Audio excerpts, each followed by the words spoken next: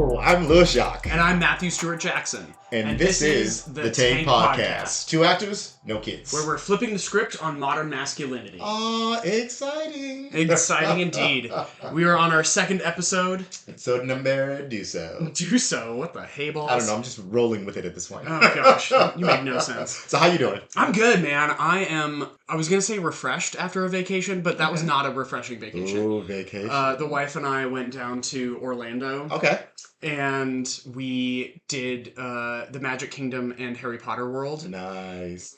It was exhausting, but so much fun. It's Disney. It's Disney. It's gonna be exhausting. Yeah. What was so exhausting besides standing in line, which is the obvious? Yeah, 100%. But it was just our itinerary. We flew out of Raleigh. Okay. At 5 a.m, and which meant we had to drive from Fayetteville up to Raleigh, park our car there. So we were up at 1:30 in the morning, drive up there, and leave our car at the airport, fly to Orlando, leave our bags at the hotel, go to Magic Kingdom for when the park opens, and do all of Magic Kingdom one day. We were going 22 hours straight. Wow. And so that was just exhausting. And then we had a day at the hotel on Friday. We just sat by the pool. It was great. Okay. And then we did Harry Potter World, both parks in one day on Saturday. And then we flew back Sunday. So, but like just doing it without kids, that is the way to do it. I'm telling you, like just you and the spouse enjoying all the kid-friendly stuff without kids is just magic. So here's the obvious question. Yeah. Why is it so good to do it without kids? Yeah. I mean, this is a podcast about how great it is not to have kids. I will tell you, we're waiting in line at the Magic Kingdom. It's like 8:58. Okay. Park opens at 9. And right behind us is this family of 4. I think the youngest kid might have been like 3 or 4 years old. And the mom, before we even get into the park, she's just like, "Will you just relax?" And I was like, "Oh boy, you guys are in for a long day." Like, and he doesn't have to deal with that. I don't have to deal with that, which is fantastic. It's amazing. So, like, I was just like, all I got to take care of is myself and my spouse, and that is super easy. We are emotionally mature people. So, one thing I realized, especially I've been to Disney World, I've been to Disneyland, and I think what's so interesting about it is when you're there, you tend to people watch. Yes. But what you watch more is how people interact with their children. Yes. Because you bring kids to a world of fantasy, to a world of fun and creativity, and then you go, but don't do that. I need you to relax, pull it together. And it's like they're kids. Yeah. There's characters running around, whether they're afraid of Mickey Mouse or clowns or whatever the situation might be. And you're telling them, we're going to be here, but you're going to compose yourself. Yes, exactly. And then you fill them with sugar and ice cream. Yes. And all this. Oh my gosh, so true. Also, so that was like 8:58 when the mom is already telling her kids to relax. And at like 3 p.m, this is obviously a completely different family, but that 3 o'clock is like meltdown o'clock. They've had their sugar, they're coming down off their sugar high, and we're waiting in line for the Princess and the Frog ride. Okay. And we're waiting in line, and this kid, he's probably like 6 or 7, full-on meltdown, just shrieking, rolling around on the ground, just like temper tantrum galore, and I'm just like, you do you, boo. Yeah, like, they're like, much. Not my circus, not my monkeys. Much. Like, I am like, Mom, that's on you, bro. Like, I'm just going to step over this child real quick. Yeah. Make it to my ride. Right, exactly. Do you mind if we skip ahead? Yeah, it is. You look like your hands are full. Yeah. And to her credit, that mom was phenomenal. Like, she was like so patient. She was so kind. And like, she understood the assignment. Like, she knew taking her kids to Disney World, what that would involve. And I was like, well done. Yeah. Like, better you than me. And we also want to point out that we're not making fun of those with kids. No. What we're saying is our life doesn't involve kids. And we know what it is to not have kids. Yes. And like, we know what that life is like. Yeah. So it's interesting. And the people who choose to have kids are, for the most part, so aware, like that mom at the beginning of the day, which notwithstanding, like she was, they made that choice of like, I'm going to Disney World with my kids. Gotcha. I know what that involves. And so it's just like, I'm just super grateful that I chose not to have kids, and I can do it with the amount of freedom that involves. Enjoy your Disney World and all the parks and stuff like that. Exactly. Yeah, I totally get it. I totally get it. What about you, man? What's been making you grateful not having kids? Most people might, if you don't know out there, I love to cook. I enjoy cooking it. So I actually cooked this past weekend for a group of men. I'm not going to go down the journey where I cook. That's not what this story is about. But, I thoroughly enjoy cooking, and I cooked for about 20 people. So it was cool. What? What ended up going down was a cornhole competition. Oh my gosh. And I'm fairly getting used to cornhole. Funny enough, I'm from LA, so we didn't really do cornhole that much. But being out here in North Carolina, you do cornhole a lot. So I'm really getting into cornhole. That is true. I will say, on that note, I don't think I've ever played cornhole until I moved to North Carolina. Just the name cornhole sounds so country. Yeah. My friends are out there going, wow, Lewis has changed. Wow, yeah. Love cornhole. I just want people to understand this. It's a fun game. It's a fun game. So we're playing cornhole, and the competition has gotten increasingly better. We're getting there, we're getting used to it. Those that haven't played are really now getting into it, and we're really competitive. Yes, getting really competitive. We're yelling at each other, mostly me yelling at them, but we're yelling at each other as far as I was concerned. Grumpy old man. As we're playing the game, someone's child is kind of running back and forth in between as we're throwing these beanbags. And these beanbags are heavy. They're official beanbags for cornhole. And I'm watching this father going, get back, stop doing that. And sit over there and all the stuff. And the entire time I'm like, yeah, I don't have to do that. But then I also go, this is real. Understand, a competition is had here. And this child doesn't understand. Yeah. Doesn't understand what's going on. How I'm about old to catch is a this kid? beanbag to the head. You're about to catch a beanbag to that. You're going to get beaned with a beanbag. Because it's serious. Yeah. Here's the thing. You got to learn. I learned as a child. This child is about to learn. Yeah. So the child was, I want to say at most probably 5. Okay. It's probably 5. So yeah, so there's a 14-year-old kid. Yeah. There's a thing where the child definitely wants to have fun and run around, and it's a big yard or whatever. So it gets into that. It gets into a place where I want to use the whole yard. Yeah. Okay, yeah. But stay over there. You know what I'm saying? Something is going down here. Your safe space. Yeah. Oh my goodness. Yeah. So it was definitely fun, but it was one of those things where I look at it and go, yeah, things I don't have to do. Even for instance, I kind of I was on the phone with a friend, and me and Matthew spoke about this before. Me and Matthew can get on the phone and have a simple conversation. Yes. It's a nice conversation. We can talk. The conversation doesn't really veer in different directions. Or, unless Matthew have to grab his cat or something like that. But nothing crazy. People understand. Nothing crazy. And guess what? The conversation is concluded. We feel like we got everything out. We got everything we needed. Yes. You ever try to have a conversation with somebody with kids? And in midst of conversation, you go, put the cookie down. Stop touching stuff. And they do it in the middle of a conversation. So we're just talking. We're just talking.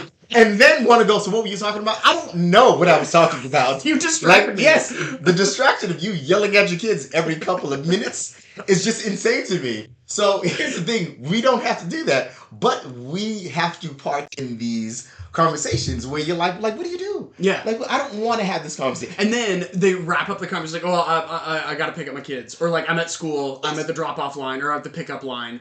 I got to go. Or even better. We were in the middle of a story. Yes. Yeah. Or even better. Can I call you a different time? No, I'm good. You're not good, though. Understand this. You're not good. Yelling at your children. That's not... I don't feel like you have your house together right now. So maybe you want to get them relaxed or whatever they might need, and then we'll talk. No, we'll talk. Okay, cool. We continue to talk and this and that. Didn't I tell you? See, I'm not doing this. I'm not doing this.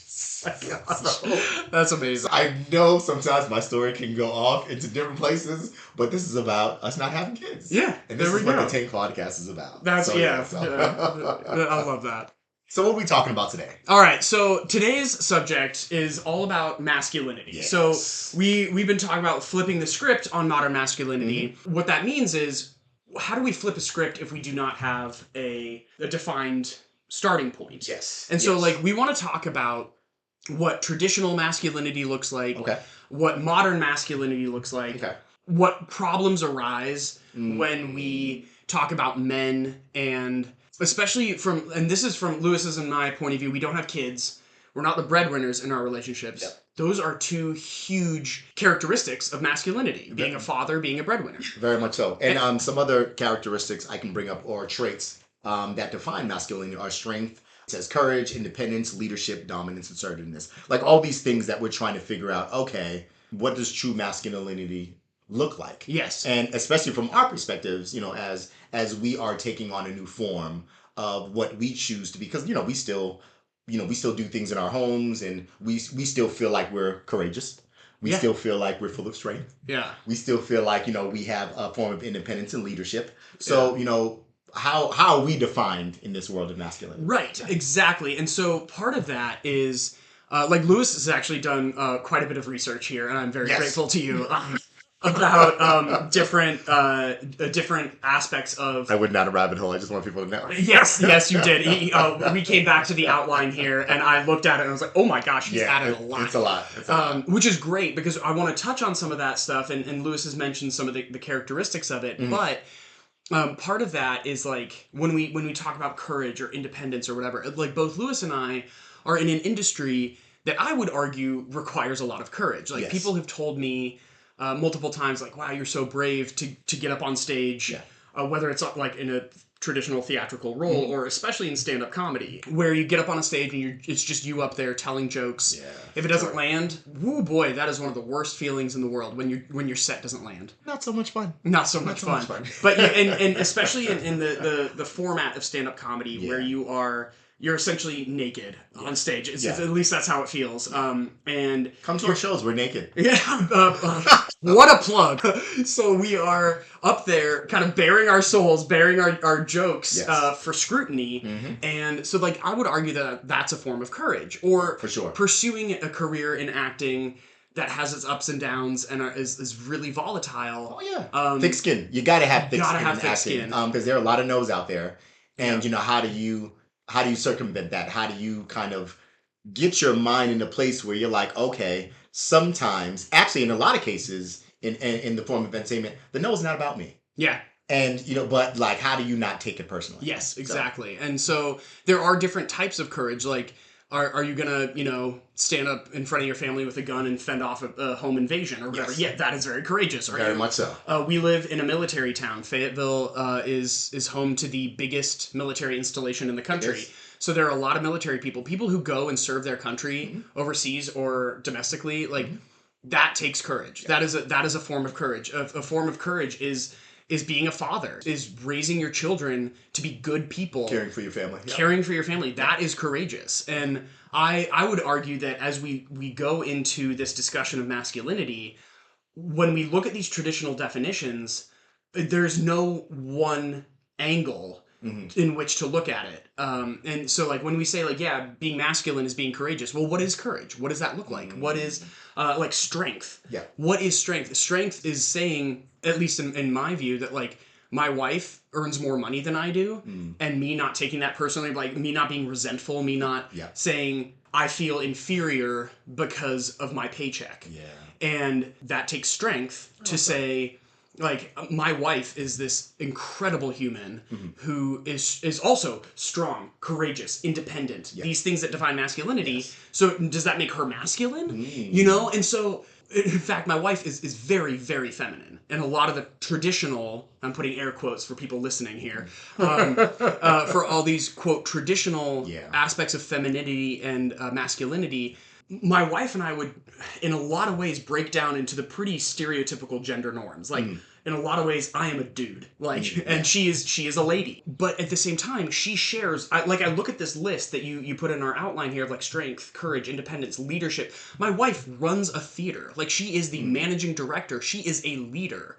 She is embodying all of these aspects of masculinity. And so like, how do we look at this from not just one angle? Very much so. And here's another thing. Another thing that I found definition wise, masculinity is also associated with 9 characteristics associated with women. And the reason why that's important is because, just like he said, his wife has all these characteristics herself. So it's like, well, how do you deny yourself certain characteristics when you can still associate them with women? Yes, exactly. It's such a paradox. So am I not masculine anymore because I find myself having empathy? Yes. I find myself in a place where I want to be vulnerable. I want to be open. Like, all these things that they're like, no, as a man, you don't do that. Yeah. But once again, we're talking about older views as well. Like, like what does masculinity look like now? Yes, exactly.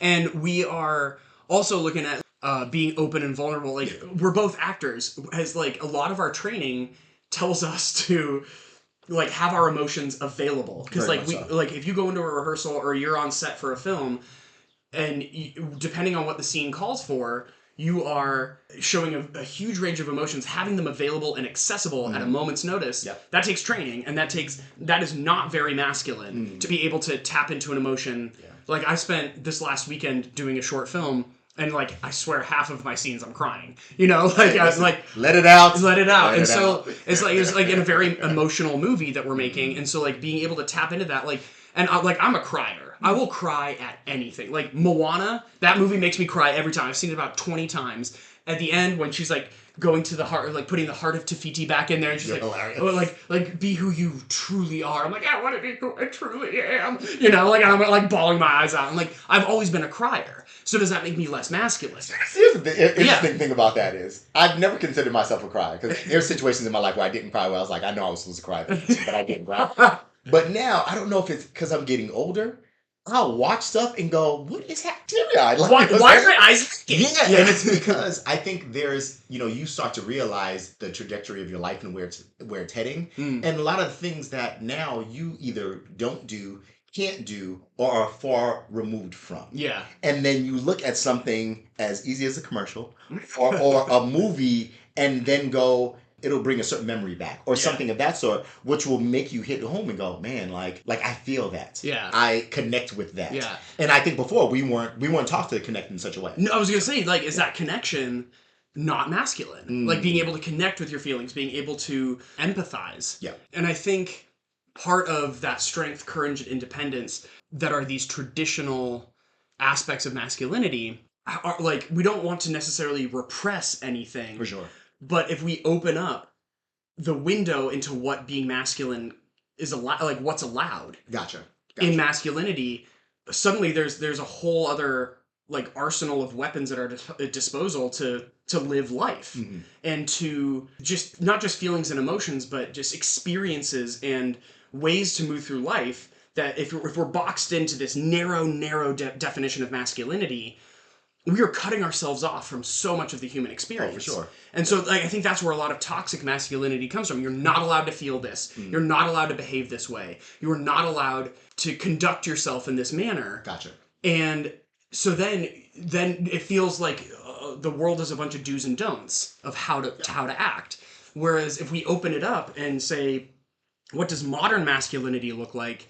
I just think there's so much fear out there, especially online. So many online trolls are being like, "Oh, what a cuck!" The trolls aren't going anywhere. Yeah, that's true. Yeah, trolls are always there. They just have a bigger platform now. So like, sorry, I was just gonna say, like with all this like toxic, really right wing view of like what a man should be, of like, oh, if you're anything but that, you're soft, you're weak, you're a cuck. You're just like, you're not doing it right. And so I think there's a lot of fear around that if I live my life in this open way and people are attacking me for it, that's going to affect me. Yeah. And how, like, and I look at, like, Lewis and I don't have kids, but both of us work with kids a lot. We Cape Fear Regional Theater does a lot of work with children.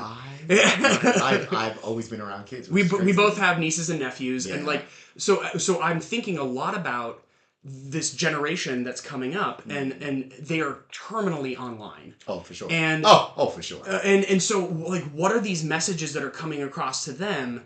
And if they are living what I would hope to be open and honest and vulnerable lives, and they're being attacked for that as being weak or soft, or like, no, being masculine should be this. How do we let these young men, let them know that there's more to being a man than what these traditional values state? So here's what's interesting about that, and I'm glad you bring it up. When we talk about society now and how kids are growing up, especially in the social worlds, in social media, right? When we grew up as kids, our male role models were in front of us. Yes. That's how we made role models. You can see things on TV. Like, don't get me wrong, like, I grew up on The Cosby Show. I loved The Cosby Show. It was a great show. I mean, Bill Cosby's a whole nother story. Like, it was a different aspect of what masculinity looked like. Yes. Right? Because he could lead his family, but then have fun. Yeah. And still loved and enjoy his wife, right? So, but I say this because it kind of brings me to a question of what does masculinity kind of mean to me? And I was going to ask Matthew the same thing. Yeah. So absolutely. For me, I didn't grow up with my father. So I didn't grow up with my father whatsoever. So how would I define what masculinity looked like? And I had different male role models in my life, and majority of them did things I just disliked. I was like, yeah, I'm not going to do that. I don't like how this looked. I remember there were certain views that were like, no, I'm the breadwinner, and then you do this around the house. Or my mom worked 3 jobs. So my mom held the house down. Yeah. But yet she would be with someone and they're like, well, no, like, although she's holding down a job, she still has to do the dishes, clean the house, take care of the kids. And in my head, I'm like, y'all never going to be like that. Yeah. Because that doesn't make any sense to me. There's no fairness. There's no equalness there. Yeah. And I was always about equality in a certain way where I'm like, yeah, I have legs, I have hands. Yes, yeah. Like I can make a sandwich. Yeah. Like I can do things. I can cook. Like, you know what I'm saying? So there was stuff like that where I grew up going, no, I want to change the way I'm seeing things. My brother's fantastic. My brother is a hands-on. He does everything around the house. He's a Mr. Fix-It. I wasn't so much of a Mr. Fix-It, but I learned how to do certain things because of him, and I thank him for that. Another gentleman who cooked, and I think that's where I kind of got I really love to cook. But also, like, there's certain things I just like to eat that people just don't make. So I had to learn to go, I need to make that. If I'm going to eat something, I got to make it. Not only that, but I'm a frugal person. And I think I learned to make things because I was like, I'm not paying for that. I can make it myself. So, things of that sort. But that was my sense of masculinity growing up. Like, I had certain role models that I would take this from, that I would take that from. I took a lot from my mom because my mom was hardworking. To this day, my mom's still hardworking and she does so much. And I took some of that where I'm like, okay, you need to be hardworking. You need to make sure that you are doing and moving to the next level because things aren't going to be handed to you. Yeah. Because when I was growing up, things were not handed to me. Yeah. So I bring it up because that was kind of my idea of what masculinity was. So what was yours? That's a really good question because I definitely grew up with my father. Both my parents are still together today, and I'm so grateful for that because not only is it a great role model for me growing up, but also like what a marriage should look like. For sure. And when I was growing up, my dad does not fit many of the traditional masculine. He was not like a burly, manly man. He's an academic. Like he was a professor for 30 years. He's been in academia his whole life. He was a journalist before he was a professor. That's and cool.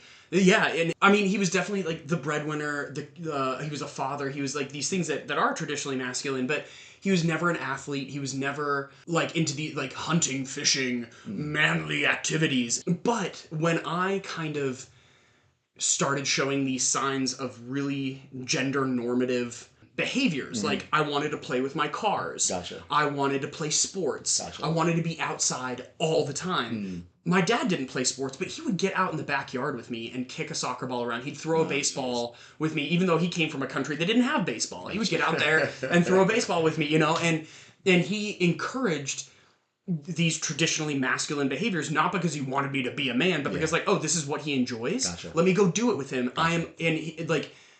To me, there's nothing more masculine than a father who spends time with his son. Yes. And that while somebody would look at Gordon Jackson and be like, wow, that is not a masculine man. He is the epitome of masculinity in my book because he was a present father who spent time with his son, who did everything for me, provided for me with like not just money, but time. Yeah. And was so available to talk about anything, to do anything. We just play games together, go on walks together. Whenever I was home from college, we would, like on any fall break, winter break, whatever, we'd always have one breakfast date. Okay. We'd go and talk about my semester. Yeah, it was great. Nice. So to me, that is a key aspect of masculinity, of being being a present father, being there for your son. That's so cool. So I want to go into a definition I found because Matt really enjoyed it. I loved it. This is fantastic. In 2008, the word herbivore man became popular in Japan and was reported worldwide. Now, a herbivore man refers to a young Japanese man who naturally detaches themselves from masculinity. The characteristics that he's detaching themselves from are having a gentle nature. Mind you, these are characteristics of what masculinity is. So this is the opposite of that. Having a gentle nature.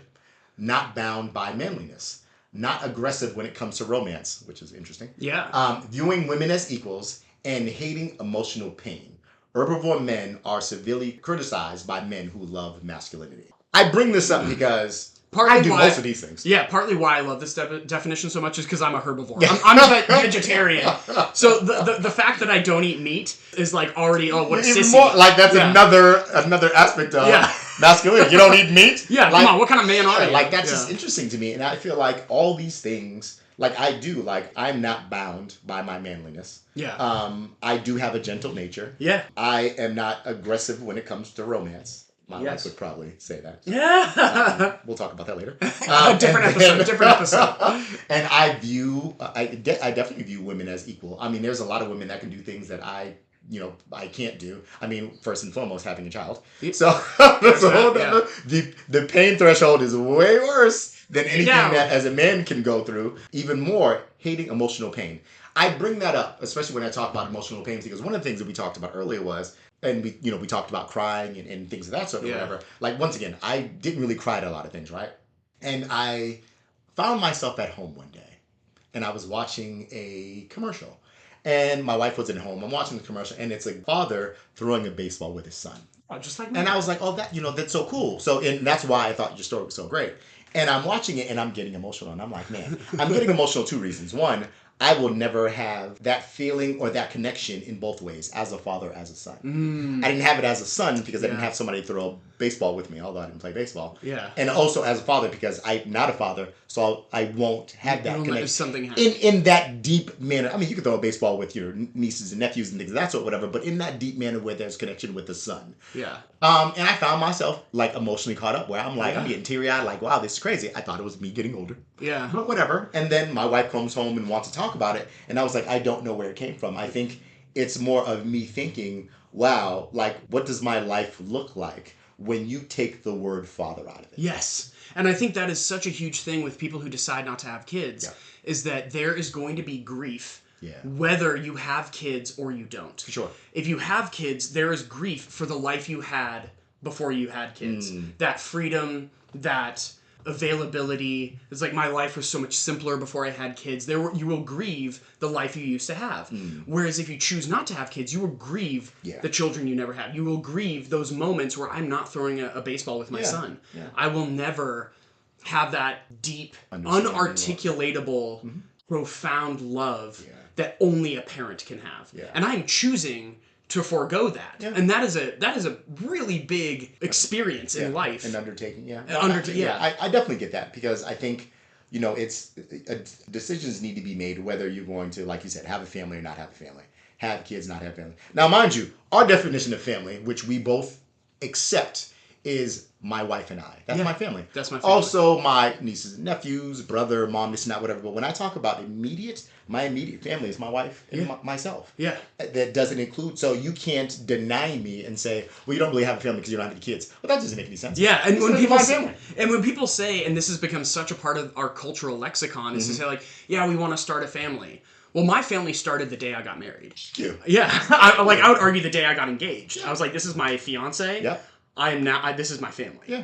And saying like start a family, that me deciding to start a family was actually when I was in Florida ages ago doing a show down there. Gotcha. And I spent that entire 8-week contract praying and journaling and deciding, am I gonna propose? I am at the point where I need to, expletive it, delete it, or get off the pot. Gotcha. I've been with this woman so long that either we need to end it or we need to make it official. Yeah. And so that time in Florida doing this show was me deciding to start a family. Nice. And whether that involved kids, that was way too early to tell. Yeah. But that was laying the groundwork for starting a family. Nice. And now I'm very fortunate that my family includes 2 cats. Yeah. So we have no dogs or animals or anything of that sort. It's a whole nother situation show we can get into. But we're gonna keep it with Tank, 2 actors, no kids. That's right. Yeah. Rather than 2 actors, no cats. But another thing I want to bring up before we kind of close the talk on masculinity, something I find. So there's a theory of masculinity is in crisis. Yeah. And there's an archaeologist, actually there's an Australian archaeologist named Peter McAllister, who has a strong feeling that masculinity is in crisis. Men are really searching for a role in modern society. The things that we used to do aren't in much demand anymore. And I thought that was so insightful because, if you think of masculinity back in the day when we were cavemen, right? Yeah. We went out and hunted. Yeah. We don't have to hunt anymore, right? In certain ways. You think of masculinity when we had to build cars or literally build things. And we have machines to do a lot of that stuff now, right? So then you go, okay, we're now taking away the jobs that that men kind of used to do, right? Yeah. So then when you take these jobs away, as a man, you go, then what's my value? Yeah. What is my value? Yeah. And I find that so funny because don't get me wrong, there's a lot of things to do, but most of the grunt work is no longer there because once again, we are in a society where everything's an upward trajectory. So we're trying to make life easier. Yes. And in making life easier, we kind of strip away the layers of masculinity and what men would do or what men were assigned to do in certain ways. Not to say that women couldn't be hunters and things of that sort or whatever, but we're talking about a time where it was mostly men. 100%. So what do you think about that? So that is so, as you said, insightful of why there's so much toxic masculinity. It's clinging to value in things that are slipping through our fingers. Gotcha. And if my value is determined by traditional masculine traits or things I can add to society that things only men could do, and now women are in the workforce. Women Very much so. are doing jobs that men used to do. Women are in leadership. Women are running companies. Women are running theaters. Women mechanics. Women mechanics. Like there's a lot of stuff that women are now doing, and so you're correct. And part of this, I can obviously only speak for myself, but I think Lewis as well here. We are both feminists. We believe in equality between men and women. Sure. And my wife grew up in a generation where she was taught she could be anything. You could be president. You could be a mechanic. You could be a baseball player. You could be anything you want to be. And what men see that as a zero-sum game. Well, if women can be anything, they're taking something away from me. Yeah. And so now I feel devalued. That's so deep in so many ways, but keep going. Because if women can be anything, then they're encroaching on my space. Yeah. And that was my domain. And so if women can do the things I can do, and I don't want to do the things women do, I don't part of masculinity is shunning the feminine qualities. For sure. I can't go be a stay-at-home dad because that's soft, that's weak, that's whatever.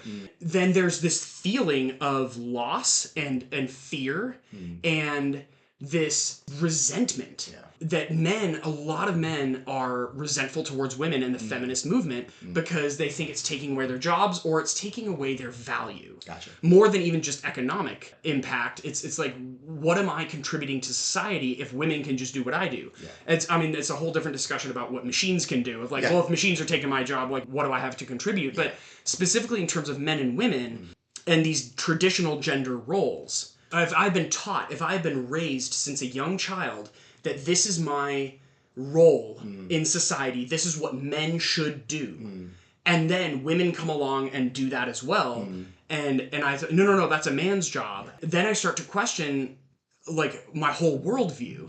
And I start to get angry and I start to get scared that, well, if that was my job and somebody else can do it, what am I supposed to be doing? We as men have so much more to offer than just what traditional values have stated for generations what men need to be doing. And I think part of that is this masculinity in crisis is as I think part of the essence of this podcast of why we started this. It's about us not having kids, but it's also about us as men. And a lot of the child-free conversation is about women, and that totally makes sense. But from the man's perspective, if we take fatherhood away from us, it really is not taking it away. We made that choice. But if you take that pillar of masculinity away, what value do we bring to society? Yeah. And I think a lot of people, if people jump online and start trolling us, they'll be like, you have no value, go kill yourself. And you soft, weak men, can you even call yourselves men? And part of that is what I worry about is these young, impressionable men coming in and trying to have equality with women. How do we usher in a new generation of men who don't have to fear things being taken away from them, that this is not a zero-sum game. This is synergy. If men and women are equal, we should be building each other up and not be resentful of each other. Yeah, definitely. Man, this was a fantastic conversation on masculinity. And once again, everyone's definition is different. We actually found there are 4 types of masculinity. We're not going to define them all right now, but we just want people to know. Just mention them. I'm going to mention them. So the one is hegemonic masculinity. Then there's subordinate masculinity. there's complacent masculinity, and marginalized masculinity. Now, you can look at them all on your own. We actually went through some of them. It was actually interesting. We might even come back and talk a little bit more about it later on in a different. But it was so cool to see these different forms of masculinity when we go, well, we're just trying to define what masculinity is. Yeah. To go, there's 4 different types of masculinity. Yeah. Like, okay, then that's kind of crazy in itself. Yeah. But yeah, I mean, we, it's a topic that we enjoy. We are males. Yeah. And, we want to make sure that as far as the definition goes, we don't question our masculinity whatsoever. Yeah. I think what we want to do is we want to look at masculinity as a whole and go, we need to kind of get around some of these ideas of you're supposed to be this, you're supposed to be that. These older views, let's say, these older views of masculinity where we're in a society that is changing fast. Mm-hmm. And your term of masculinity will define who you are, but that doesn't mean you're less than. Right, exactly. And I think part of what people have said to both Lewis and myself is that, like, man, you guys just seem so comfortable in your own skin. Like, you guys are so comfortable I do.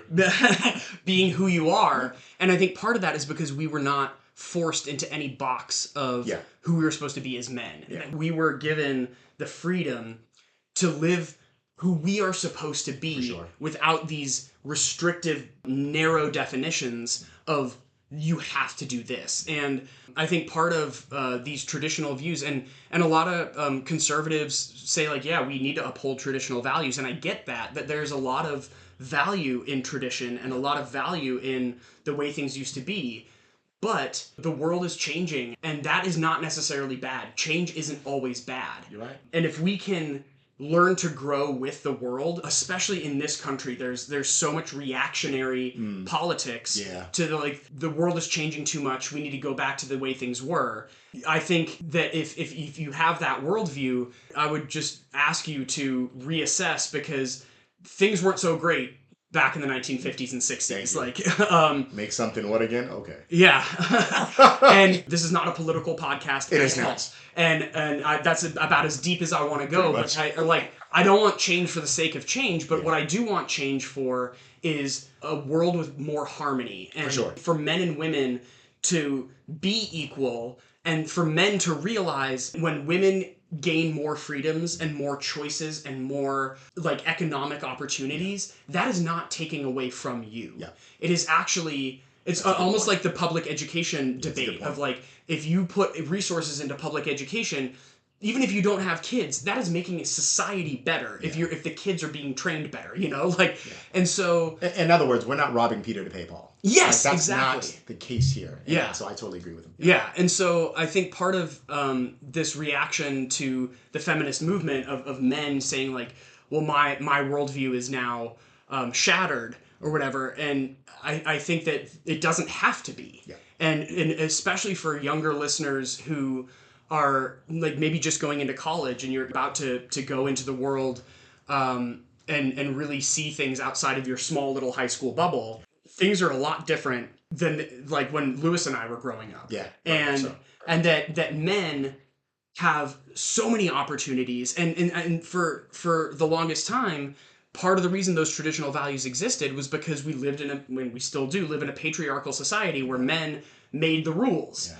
And it's like, no, we want the power. Yeah. And if we are willing to cede power to women, that is not a bad thing. And I think that is, I can't believe we're in 2025 and still having this argument of like women in power is not a bad thing. Yeah, like, you're right. Call me a crazy liberal feminist, but to me that is not a radical notion. Yeah, you're right. I don't know. We're going to do Matt Jack Loves. I love that. Let's see how that rolls. Yeah, do a little off-topic segment here. I love it. Yeah, Matt. It's all you. Go ahead. All right, so here's what we're doing. Each episode, we are we do our little segment where we talk about the topic of the day. For sure. We went a little bit longer today than we normally would because we don't have a guest. Normally what we'll do is Lewis and I will talk about the topic. Today was masculinity. Then we will do a little break where we go off topic. Completely nothing to do with having no kids and masculinity. Nothing to do with that. We have 2 segments. Mine is Matt Jack Loves. This is just a little play off of this podcast my wife and I did called Matt Jack Laughs, where we would literally go into my voiceover booth. Ella would tell me a joke, I would laugh, and that was it. It was a little pandemic era thing where we just sent it out to our friends. They could hear my laugh like from 3,000 miles away. Gotcha. When we were all locked down. And so now it's Matt Jack Loves. I'm just going to talk about something I love. For sure. And then Lewis's segment is Lou Vents. And I will vent. I'm the happy little golden retriever talking about things I love, and Lewis is a grumpy old codger who's going to talk about things that make him grumpy. The fumes. And so we're actually going to do both segments today. We're going to start with Matt Jack Loves. Lewis is going to do Lou Vents. Yes. And we're going to do both of those today because it's our first time doing this. Sure. We're going to give you a little taste. Each week we will alternate. 1 week it'll be Matt Jack Loves. We're going to keep it very brief. It's just like a little 5-minute segment. Yeah. So for the inaugural Matt Jack Loves, I want to talk about something very near and dear to my heart. Okay. Improv.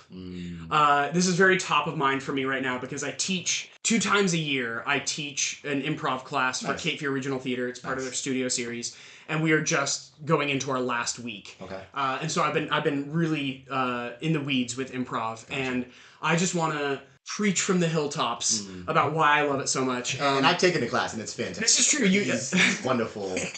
Doing improv and teaching improv and kind of getting you to come out your character. So, and I think part of that is, Lewis did take the class, and so many people, especially adults, think of improv as so scary. Yeah. And even actors who are like, no, I will never touch improv with a 10-foot pole. It is too scary. Nothing is provided for you. There's no script, no costumes, no set, no nothing. And that just sounds terrifying. And what I try to do when I teach it is like break it down and be like, hey, here are some tools. Gotcha. This is way less scary than it actually is. Within the first week, where like people are like, oh no, I can totally do this. This is fun. The reason I love it so much, like I'll talk first about just like the performance side of it and like why I love it as an actor and why I think every actor should take improv at least once, is that it just makes you listen. Yeah. And so much of acting and actor training especially in this country, is all about the self and like, how do I prepare for this role? What do I need to do? Like my journaling, my character work, my script work. How do I come into rehearsals with my work done as an actor? And it's all about me. And then you get on stage and there's no stage chemistry because you're not paying attention to your partner. Okay. And one of the absolute fundamental tenets of improv is make your partner look like a rock star. And I teach that the first week every semester of make your partner look like a rock star. Because if you're off doing your own thing, making yourself look like a rock star, and your partner is over there making themselves look like a rock star, you just have 2 separate scenes with no interaction, nothing interesting is happening. But if you make your partner look like a rock star, they make you look like a rock star, and hey, we're even getting back into the topic here, like men and women, if we're building each other up, then if we're making each other look like rock stars, we will build something beautiful together. Nice. And if we come in with an attitude of listening and paying attention to what our partner is doing, then we will be so much more available and create something interesting. Whereas so many actors come into a scene with their lines and I know what I'm going to do. I know how I'm going to react. Yeah. Whereas in improv, you have no idea how you're going to react because you have no idea what your partner's going to say. Yeah. There is no script. And so you have to be listening. Improv forces you to listen in a way that actors don't do very well a lot of the time. And so that's the acting side of it. That's why I actually had a parent at the end of last semester asked me, like, hey, what are some things you noticed about actors who've taken improv versus actors who haven't? And I was like, listening. When you get on stage, you see your partner giving you their undivided attention, and even if it's a scripted scene, they're so focused on you and they have no idea what you're about to say. That comes from improv. Gotcha. And they're so locked in to the moment that they're not thinking about their lines and their script and all the scene work that they prepared. Yep. They're just locked in and focused on you. So that's the acting side of it. The life side of it is that you don't know what life is going to throw at you. Yeah, that's true. You roll with the punches, and what improv does is it really makes you think laterally, not linearly. Okay. And so much of us really want to be linear thinkers. We do this, then this, then this. It's sequential. We do this. Improv, you're thinking sideways, and it just opens up. You think quicker. It takes out the air between your thoughts. Your brain is firing on more cylinders. And in the adult improv class I was teaching, one guy came up to me. He said, "Hey, I do a lot of public speaking for my job, and I hate it. I'm terrible at it. After your improv class, it was the first time I got up in front of 300 people. My hands weren't shaking. My voice wasn't shaking. Improv works." I was like, "Can I use the website?" And so that was it calms your nerves. It gets you in a mindset of, I can do anything. Yeah. When nothing is provided for me, I can provide. That's so cool. And so that's my little Matt Jack loves. I love improv. I love it. This podcast is improv. This podcast is improv. Yeah. I mean, we got an outline, but there's no script. There's no script. All right, Lou, vent at me. Lou vents, people. Lou vents. So here's the thing, because I think I'm at this point I'm venting at myself, right? And I say that because I hate yard work. I hate it. I hate it with a passion. Can't stand it. But what's even worse than that is I hate to pay people to do the yard work. Oh, because it's what a conundrum. Because it's like, you didn't do enough. Like, or you did a lot, but you didn't do it in enough time for how much I paid you. Like, if I'm going to pay you $75, like every other week or whatever, I need you to be out here for at least 2 hours, maybe 2.5. If you have the capability of doing it within half an hour, I feel like I got my money's worth. So I'm out here doing yard work today. And I hated every bit of it. There's bugs everywhere. There's North Carolina yard work is different. Yeah, that heat and hits you gotta different. hit it. And to be honest with you, and I might, this is gonna be a tender moment. In the type of yard work in this heat, I could not have been a slave. Listen, I say this. I say this with everything. I know it's gonna ruffle some feathers, but yeah, I'd had to be in the house. I had to have been in the house. Like, I'd have been, as soon as the sun hit, it'd be like, nah, this ain't for me, massa. This ain't. I can't do this. But these days, we got air conditioning. They didn't have that back then. You can't carry it with you, though. I'm outside in the heat. Once again, this vent is short, but the vent is, I dislike yard work. Like, I don't get it. I'd rather, if it were up to me, I cement this entire property. just either cement or live in a jungle, an untamed jungle.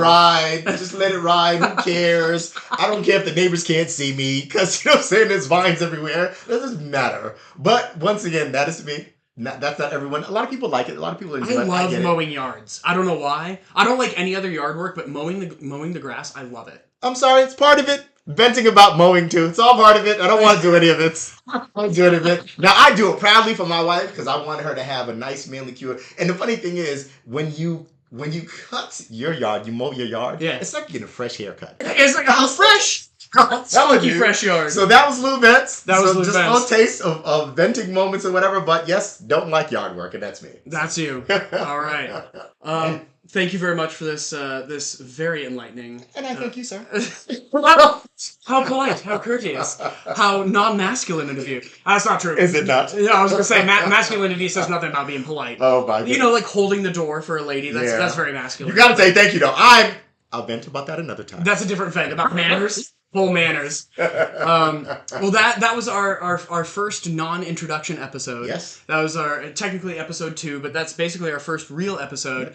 Next one, we will be having a guest, which is very awesome, and that is kind of our modus operandi. Our plan is to have a guest almost every episode. Sometimes it'll just be me and Lewis talking about our topic, but for the most part, we want guests to come on and kind of provide us with an outside angle, different perspectives. Yes, exactly. And we will be getting that to you very soon. It'll come out next week. But now you kind of have a feel for the format. We'll do Lewis and my perspective on the topic. We'll do a little Matt Jack Loves or Lou Vents. Yeah. And then we'll come back and get our guests' perspective on that topic. Yeah. Awesome. I had a great time. Me too. I hope you guys did too. Yeah, so we're going to sign out. My name is Lil Jacques. My name is Matthew Stewart Jackson. And this is The Tank Podcast.